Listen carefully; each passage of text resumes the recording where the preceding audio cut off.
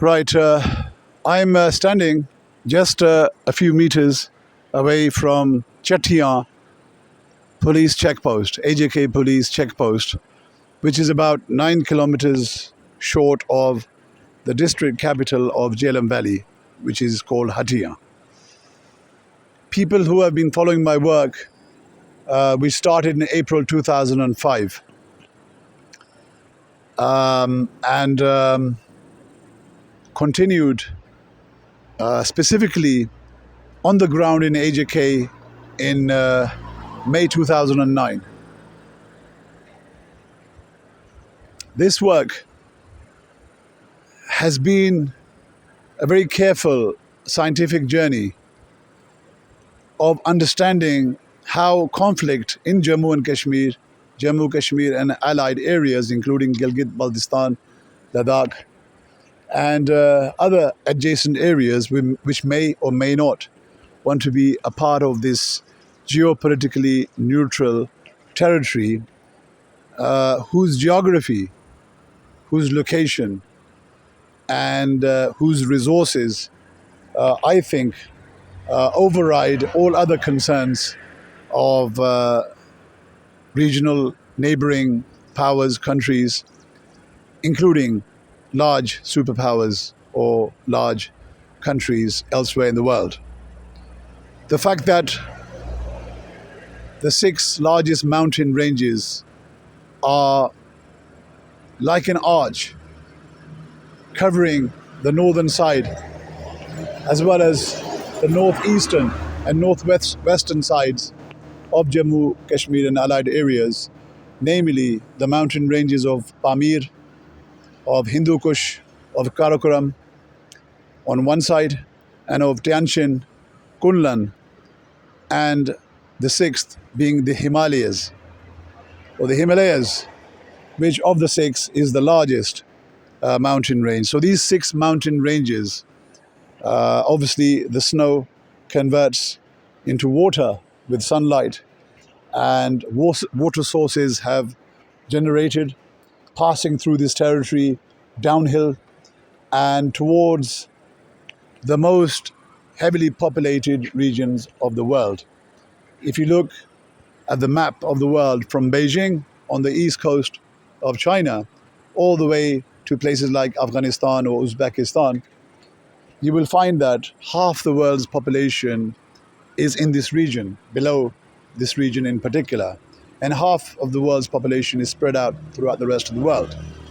So this water, it is obviously a lifeline because there's no alternative to water, and this water is obviously also a source of agriculture, crops, and the abundance of agriculture is also a big factor in this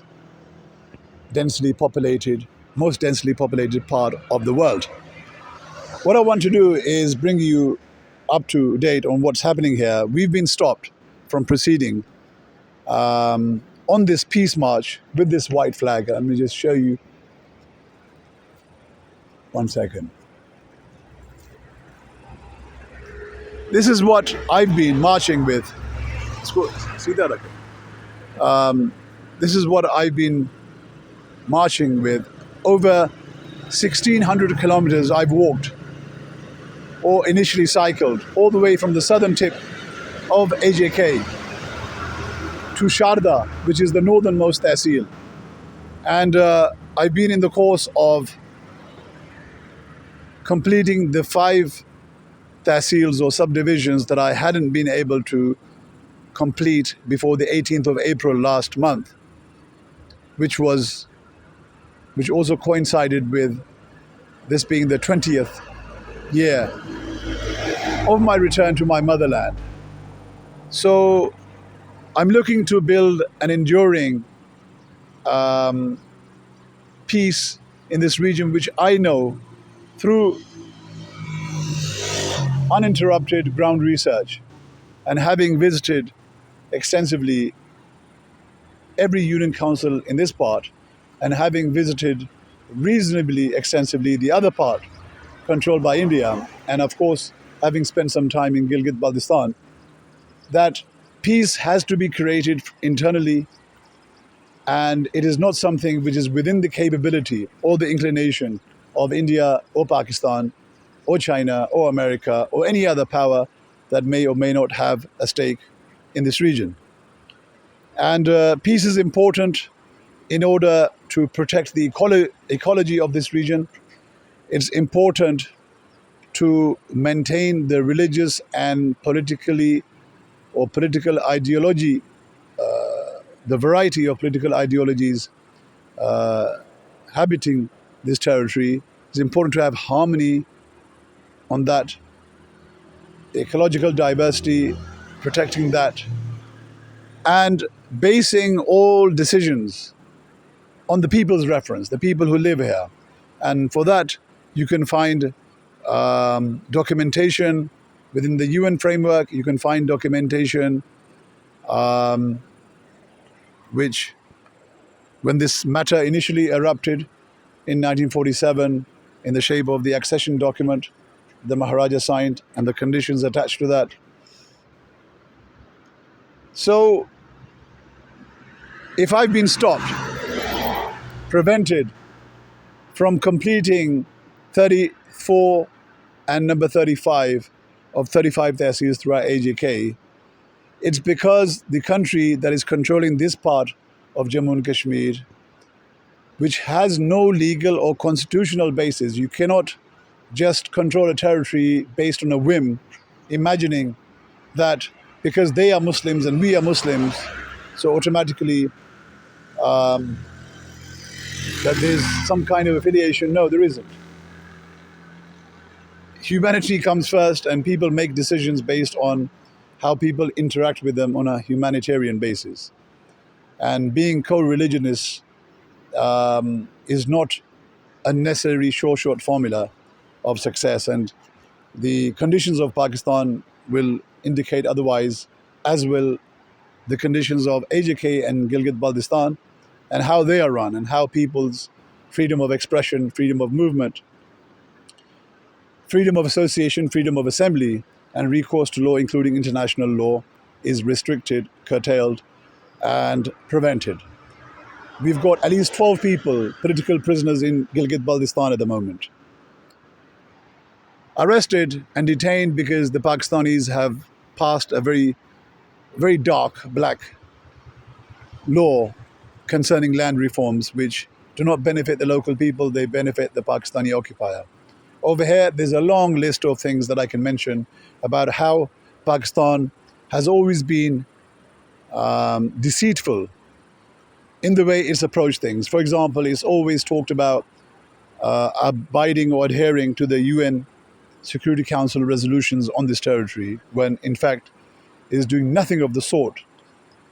The UNCIP mechanism, which was created through the United Nations Security Council,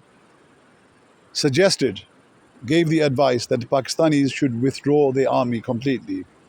Of course, in later resolutions, a minimum figure was allowed or was suggested, but the point is that until the Pakistanis do not withdraw from this territory, the provision within the resolutions of making the Indians withdraw the bulk of their army cannot arise.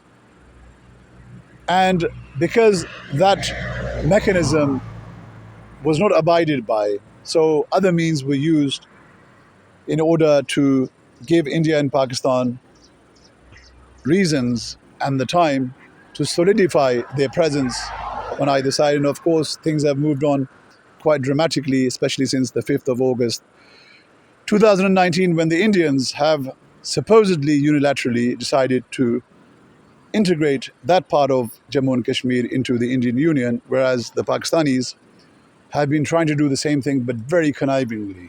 For example, I tried to make a birth certificate, or actually made a birth certificate for my son, who is now 10 months old, and there's a background picture of Muhammad Ali Jinnah. So my son is being introduced to Muhammad Ali Jinnah before anyone else. And Pakistan does not have a constitutional legal right over this territory. It's here because it's been able to fool the Muslims, or some of the Muslims here, decreasingly so, that it is their well-wisher and it is their advocate and their diplomat, if you like. When nothing of the sort, Pakistan has its own beef in this business. So I've been saying since 2012 that the Pakistanis have to demilitarize this territory. This will take us on the path towards creating an enduring peace in this region. Yes, I'm for total demilitarization of the whole territory of Jammu, Kashmir and allied areas, but it has to happen in stages. Until we don't evict the Pakistani military from here and replace them with our own people who are in the Pakistani army, and monitor and control the command and control necessary for that army within the territory under local supervision, then we're going to have problems like this. We're going to have restrictions and hurdles put in the way of peace. And I can give you a whole lot of examples. And I would like to say to all my friends and relatives and those people who don't know me, who originate from this territory and live in England and other parts of the world, that do not consider Pakistan as benign, do not consider Pakistan as benevolent, because it is nothing of the sort. And if it was, you wouldn't be living in England or elsewhere, you'd be living in Pakistan. The fact that you're not indicates that you have a very convenient or a very Muslim-centric view of this region. And that is what is keeping these people in conflict. And it's preventing the most precious territory in the world from developing itself, from creating a security framework of its own, from creating a governance setup of its own, from creating an economic framework for itself, and for dealing with its own cultural matters, all of which very deceitfully and very deceptively are being controlled by Pakistan since 1947. So we've got to decrease the problem, and I'm sitting here and I will remain sitting here indefinitely until this matter is resolved, sitting here near the police checkpost at Chattian. I ask you to act and to take into consideration the fact that I've spent over 20 years here, looking purposefully, specifically, and uninterruptedly for a solution. And it's now time for that solution. It is time to demilitarize. It's time for the Pakistani army and its agencies to begin moving back to its own territory. Thank you very much for watching.